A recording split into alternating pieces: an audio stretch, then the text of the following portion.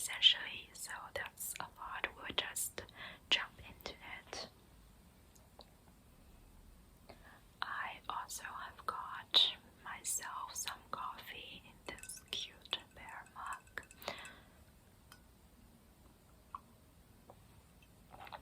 Okay, so I'm going to start with the book that I have read most recently to the book that I have read, long time ago, if that makes sense. Also, a lot of the books on this list are books that I've read on my phone or listened on Audible, so I don't have the physical book here with me. However, I am going to write down the name of the book on the screen so that if you are interested, you can look them up. So, the first book I want to talk about today is Blindsided by Karen Slaughter.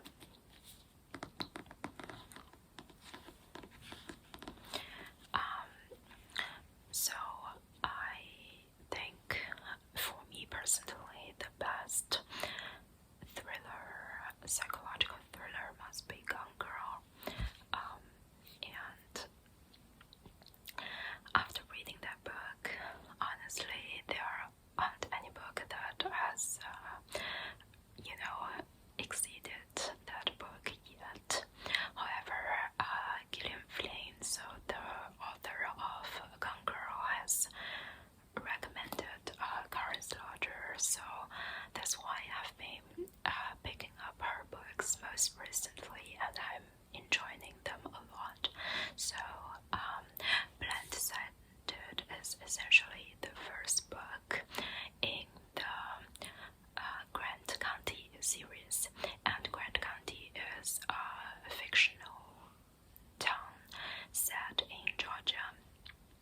The author herself grew up in Georgia, or in the South. I'm not sure if she grew up in Georgia exactly, but anyways, so I personally, even though I've never been to America, something about the South of America really fascinated me. And okay, I already started to ramble very well. So I guess I will tell you what this book is about without giving any spoilers. I will not be giving any spoilers throughout this video. But essentially, we have three main characters in this series. One being Sarah Linton, and Sarah is the town's pediatrician and coroner. So she also works with the police chief, Jeffrey, and Jeffrey is also Sarah's ex-husband. And we also follow a detective named Lena. From what I gathered throughout the whole series, we are following these three main characters. And in the first book, Lena's twin sister turned up dead, and that triggered a series of events with all three of the characters trying to figure out who the murderer is. And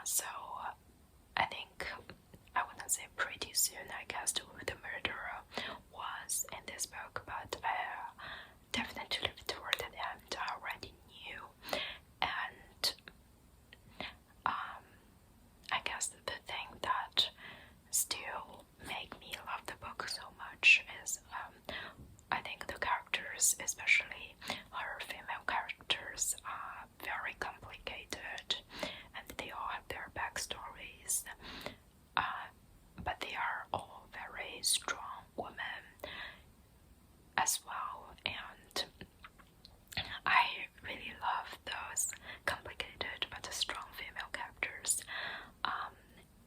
Also the relationship, like, you know, why Sarah and Jeffrey's marriage broke up, and how they are dealing with that. It's all very interesting. So I'm definitely interested in finishing reading this series and see how, you know, the relationship between those characters develop. So next book I have finished reading is a comfort read, and this is Miss Reed.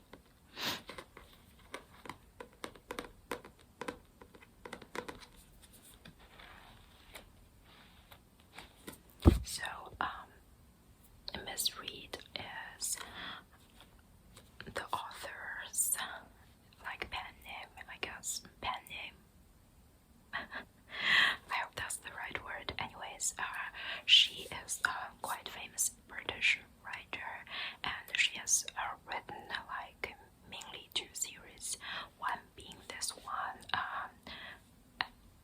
that is set in the fictional village of Fairacre, and Miss Reed is a village school teacher, and she is also a very keen observer of the village life, and it is just very cozy to read this books because of her job. You know, she has a lot of interaction with children and with you know, just the whole village, and it's just a small happiness and a small beauty in the village life that might sound boring for some people, but also brings so many people a lot of joy. So if you are having a difficult time and you just want comfort from a book but do not want to, you know, think too hard, I think this would be a good pick. Now, the next book I have read is, or I have listened to, is called It Starts with the Egg by Rebecca Fett. By the way, I'm looking that way because I have my laptop turned on that way, and I have the list Goodreads of all the books that I finished reading so that I don't forget about any of them. So it starts with the egg. I have heard of this book because of the YouTuber that I mentioned before that I enjoy a lot, and her name is Taylor R. She's a Canadian YouTuber that's married to a Chinese guy, and they are living in Hong Kong at the moment. And basically, I have watched their like how did they call that? Their our infertility journey, or like 4 or 5 parts series of their, you know, how she got pregnant after they have been trying for a long time. And in those very emotional videos, she has also mentioned a book called It Starts with the Egg. So it's basically a scientific-based book telling women what you can do to improve your chance of getting pregnant. And I think it's pretty interesting because I had gynecology in my university last year, right? So in my 4th year of medical school, I studied that subjects.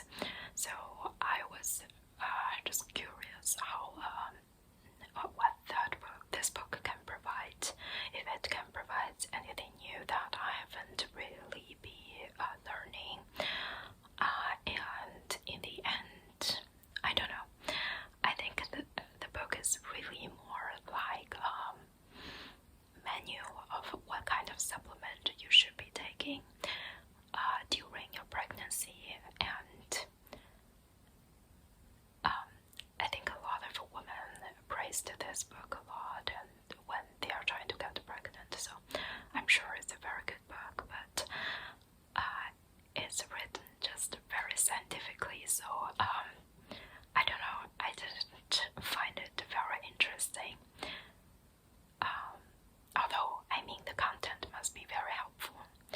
So, let's go on with the next book.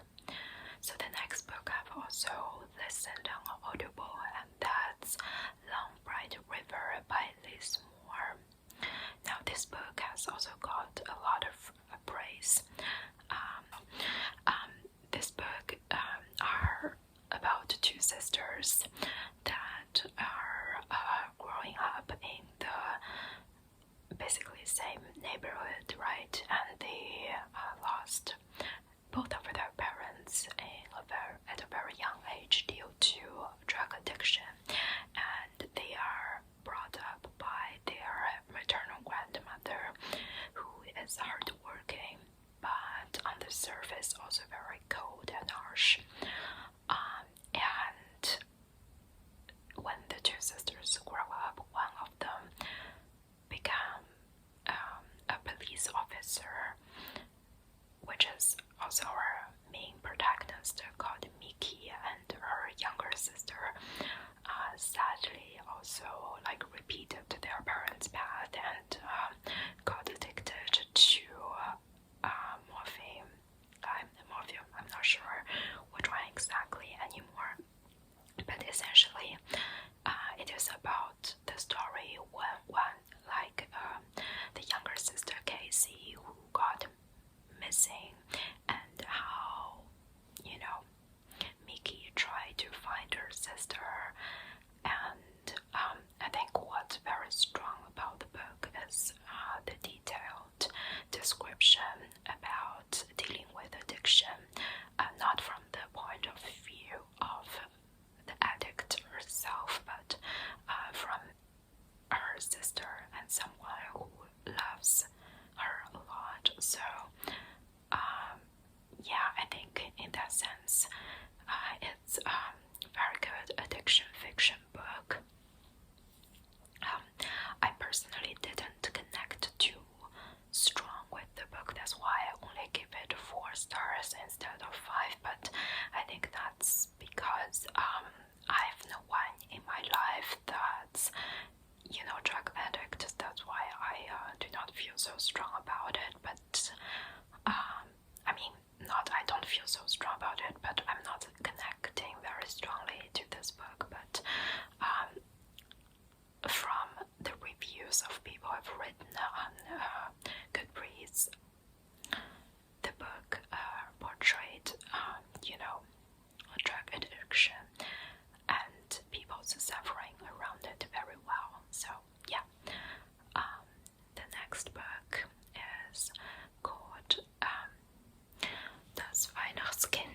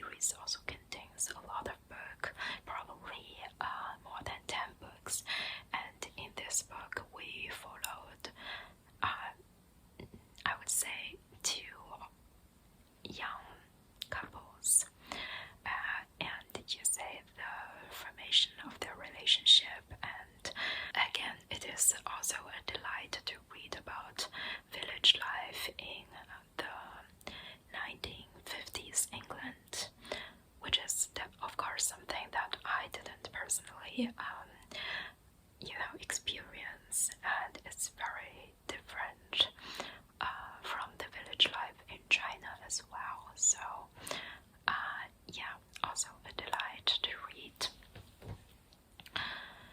The next book is called No Exit, and this is probably my favorite thriller of the year, I would say.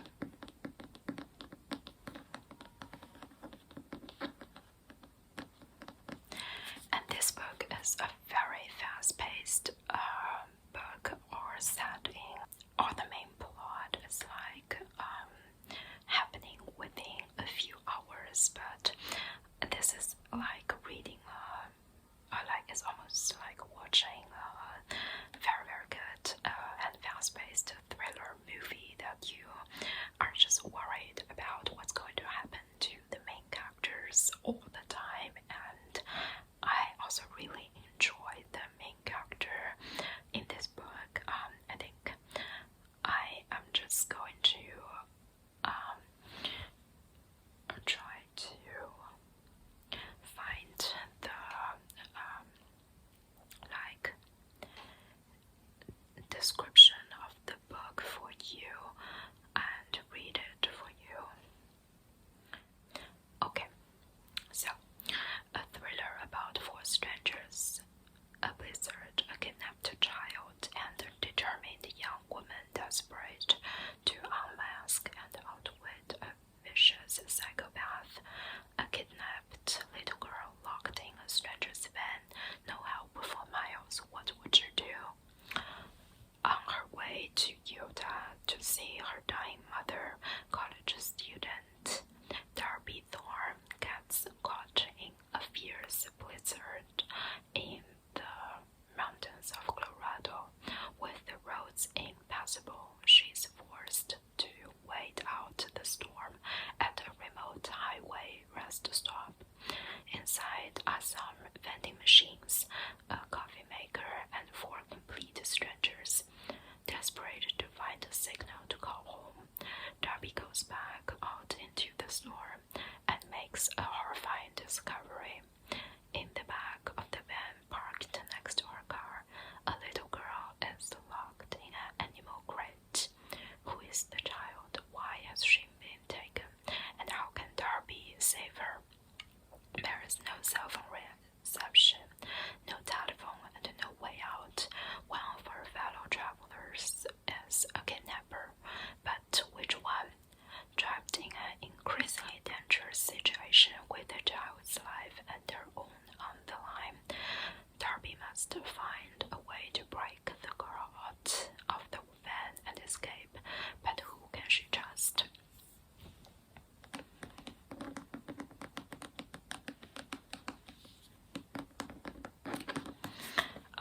So I think this is really a very good question, and also makes me think, what if we are put in those very dangerous and tricky situations? What would we do if we are in a gas station in a very remote area, and you cannot get any help soon? Meanwhile, you are faced with some very dangerous men with bad intention. How could you survive it? Like, I think the main character, Darby, in this book is definitely a fighter, and with a very fierce, what's the word? With very strong will, power, and I have read not the comments, I have read people's review of this book, Goodreads, and it has an average rating of 4.03, so it's very good, I would say. Some people pointed out that they think there are so many too many coincidences in the book that made this book unbelievable, but I really do not think so. Without, any spoiler or anything, but like, for example, one thing that people don't like is the main character Darby forgot about her phone charger in her dorm room. That's why she only has very limited, power on her cell phone. And although this does not happen a lot, but I'm sure, just like me, once a year or something, you do forget your phone charger. So I do not think that's very unrealistic or anything. I would definitively recommend this book if you just want a book that you cannot put down. We are already 25 minutes into the video, and I still have so many books left. So let's go on. The next book is this book by PIETER and her co-author. Sorry, I forgot her co-author's name. Oh my god. And PIETER is this one German lawyer professor who has also worked in the Netherlands and is now a writer.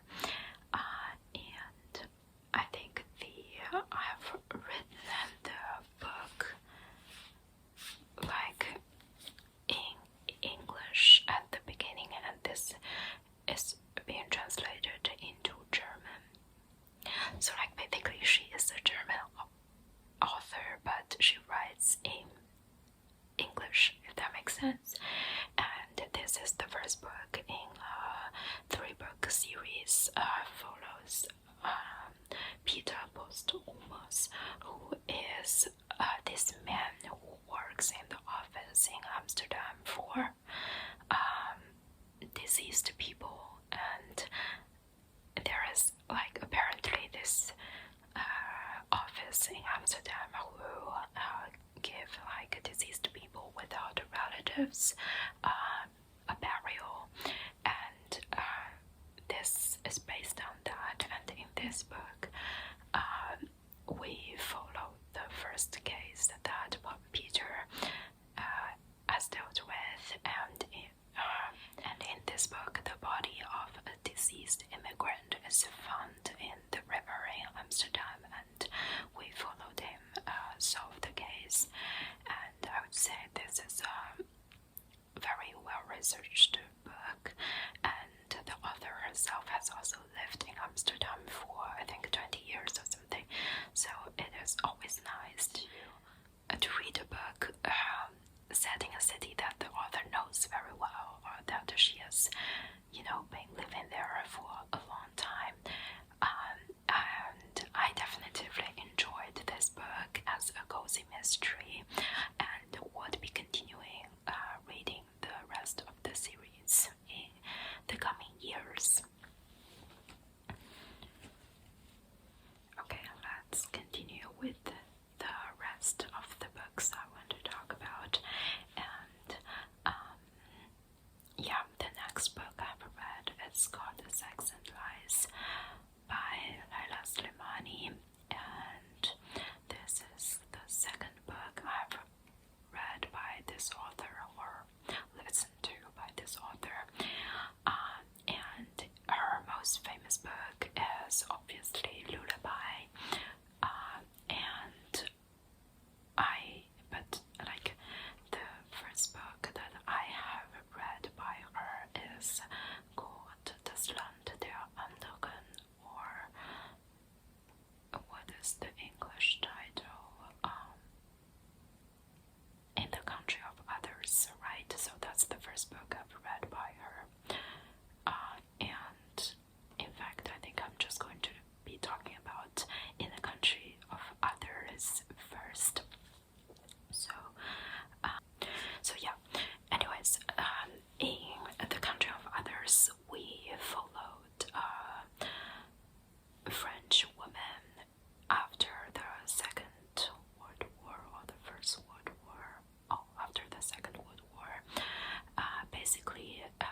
this young woman has fallen in love with a Moroccan soldier, and after the war they got married and she moved with him to Morocco.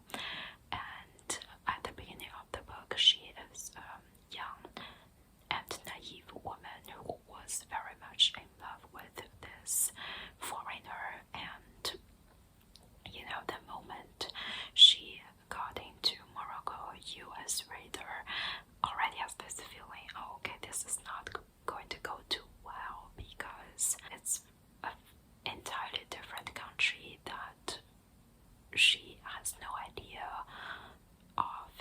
She doesn't know how people think, or all the traditions she's not familiar with, and also the man who she fell in love with almost became like a completely different person once he's in his home country again.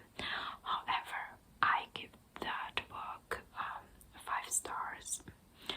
I really loved In the Country of Others because I think in this book that you really got an idea how interracial marriage was like, especially if a Western woman followed a man to a Muslim country, what type of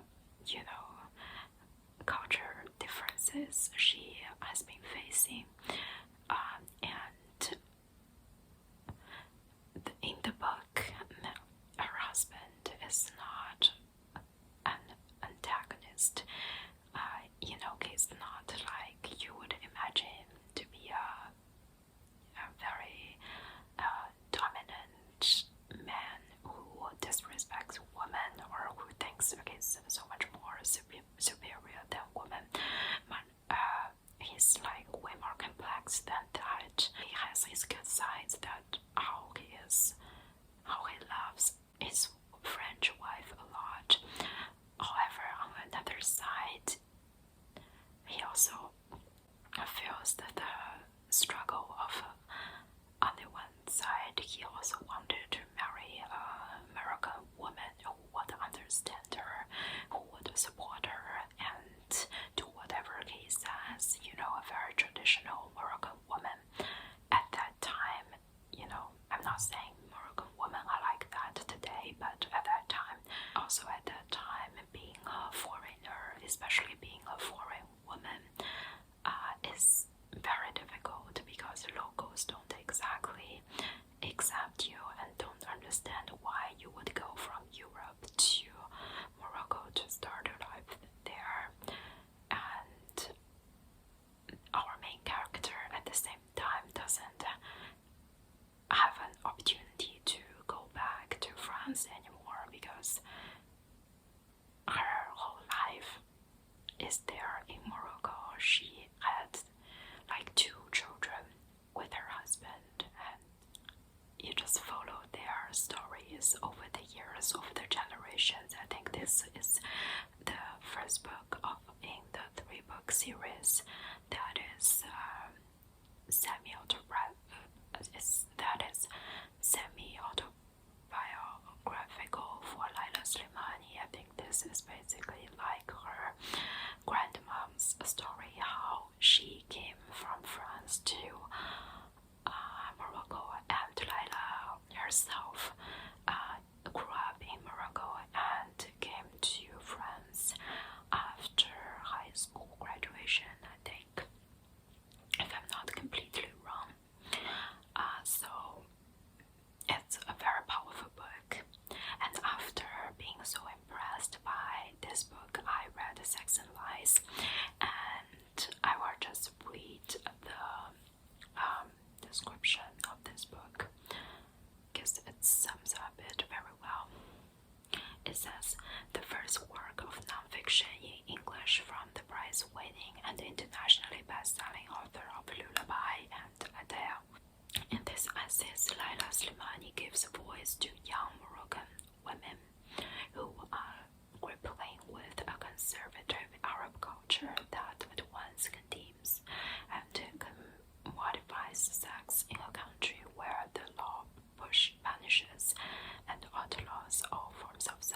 outside marriage, as well as homosexuality and prostitution. Women have only two options for their sexual identities: virgin or wife. Sex and lies is an essential confrontation with Morocco's intimate demons and a vibrant appeal for the universal freedom to be, to love, and to desire. And this is a very powerful book, and also makes me very mad and sad at the same time, I think, because nowadays in Morocco it is, like I said in the introduction, you are either a virgin or you have to be married to have sex, and it is things like men can, ask for your certificate of being a virgin before marriage, and things like there are sex workers from very poor families that, that's their only means to get some money, but once they are they contracted any sexual diseases, and yes, especially things like HIV, they are not treated properly.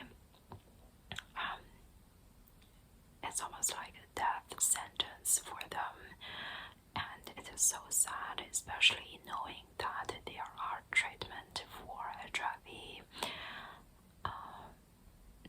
but the society is so cruel to those individuals. And yeah, I just think,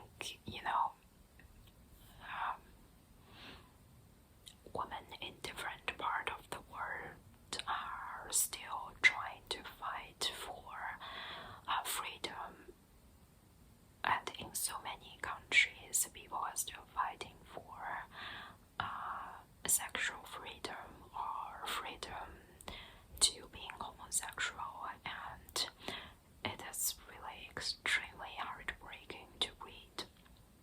So I think this is also a recommended read, if you, like me, didn't know a lot about how it's like in Morocco or in a Muslim country, to how is it like to be a woman there, then I would recommend you this book.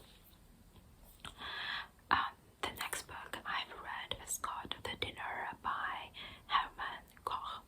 So I think this is a very, very famous Dutch book, and this is a very interesting book.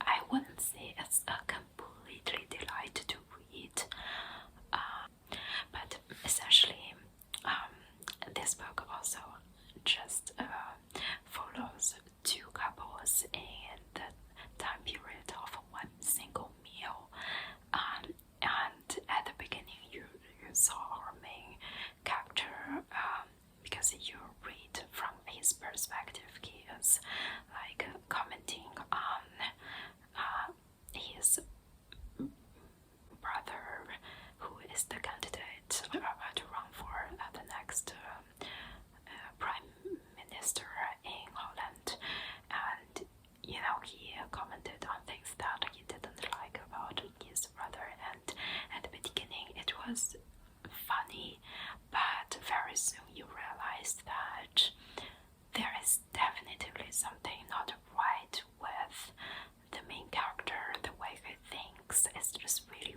weird, but not until the very middle of the book you realize what's really going on, why he and his wife are getting this meal with his brother and his wife. I think this is not everybody's type of book. It also got like a rating of 3.25 in Goodreads, so it's not that much, but I think it's interesting. if you have read both of the books, let me know if you also have this feeling. The next book I've read is The Woman in Cabin 10.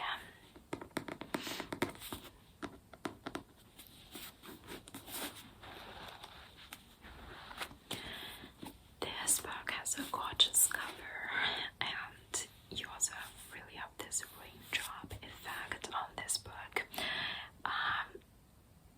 This is also the second book I've read by Ruth Wire, but sadly I think this is probably going to be the last one. Not that the book is extremely bad or anything, but I think her books always have a very interesting, plot, or like the introduction at the back of the books always drew me in, but the execution of the idea is always not 100% satisfying. I think I enjoyed reading the book when I was reading it, but now not a lot has been, staying with me. I find her characters to be more two-dimensional compared to the other good thrillers that I have read this year. Like I mentioned before, I really loved Karen Slaughter's characters in the Grand County series. I also really like No Exit and Darby Thorne, and the character portrayed in that one, but in this one, not so much. So, yeah, let's see if we have introduction here. Nope. So let's see what Goodreads tells us.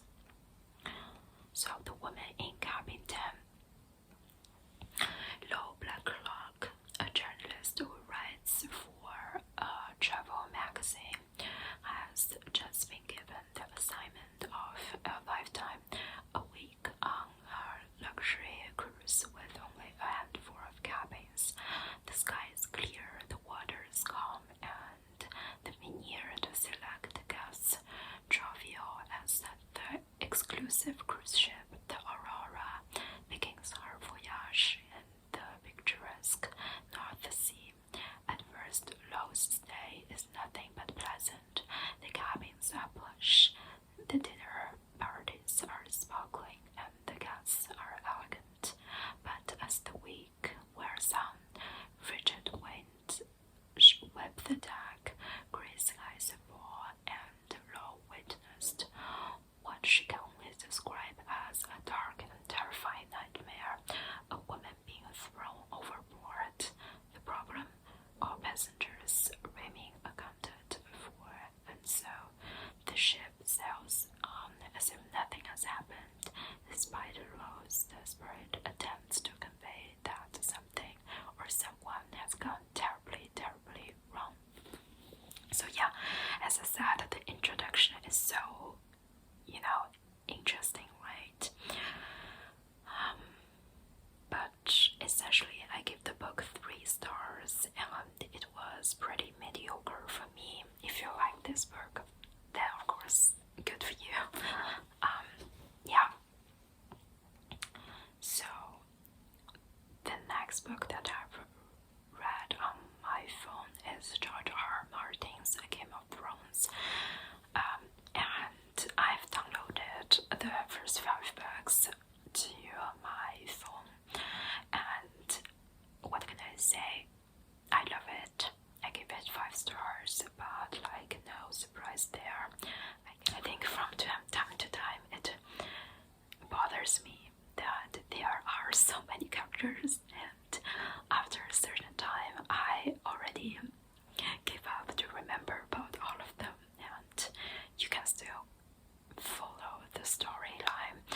But I guess I've never read a book before that he just introduced you to so many characters, and you also don't know who is going to be important, who is going to be only mentioned once.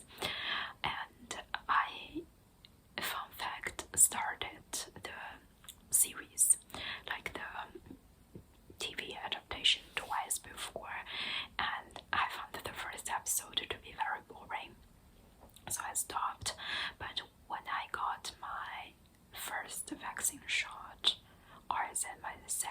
must be my second. No, when I got my first COVID vaccine shot, I downloaded the book and started to read, and I really enjoyed it. So I think the interesting thing about getting vaccinated and having, the side effects afterwards is it forced me to lay horizontal, and I can do nothing except reading my phone, right? Like I cannot sit upright to read an actual book, but it gave me like 7 hours to get into the story, which I'm grateful for. And now I'm on my second book, and I'm also not in any particular rush to finish the series. Yeah. Okay, the next book I have read is Griechische Geheimnis by Stella Betterman. This is the third book that I have read in her series, following half German, half Greek, like detective who always got mixed up in cases in the Greek islands, even though he wanted to enjoy his life there, having his holidays there, but somehow a murder case always happened, and this is like no difference. I've read this such a long time ago, so yeah, I couldn't remember too much about this book. I think I gave the other books like 4 or 5 stars, and I give this one 3, because yeah, I think this is the weakest book in the series. Essentially, in this book, I think the main character, Nick's stepmom, ended up, being a suspect in a murder case. So his father asked him for help, and yeah, and as usual, this happens in Greece. So, like the series as a whole, I think I would recommend as a beach read because the characters are likable and the story is engaging enough. This particular one is not the strongest in the series, I have to say. Okay, the next book I've read on my phone is called 红楼梦, and this is the only book, sadly, that I've read in Chinese this year. This is very classic Chinese literature, and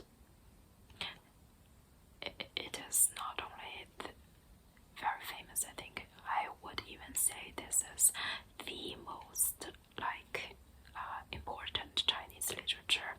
There are people who spend their whole life research this book and try to understand this book.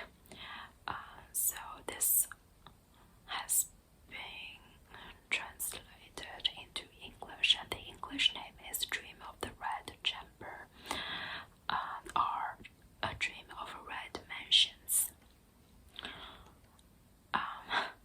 Okay, I see on Goodreads they don't really have a good description, but the closest description I could give is this book really reminds me of The Prudent Brooks by Thomas Mann, whereas Thomas Mann's book, The Prudent Brooks, follows like a family history of a very rich merchant family in Lübeck. This book, Dream of the Red Chamber, followed very prominent family in China in Qing Dynasty, so basically in the 19th century, I think. And I think for this book, you almost have to be Chinese, or you have to understand Chinese very well to get a lot of this book, because a lot of things just lie in the description of the details details or the nuances that is, I imagine, very hard to can be translated into English, or you have to have very extensive notes. If you're still interested, maybe give it a try, or if you're interested in Chinese literature, give it a try. But I am almost afraid that a lot of foreign readers would say that they couldn't remember the names of the characters in this book, because it also follows a very, big cast of characters. So I don't know, it's definitely a recommendation from me if you want to know more about Chinese literature. Okay, I still have 5 books on this list, but I'm so tired now, so I think I'm just going to stop the videos here, and I hope you enjoyed it.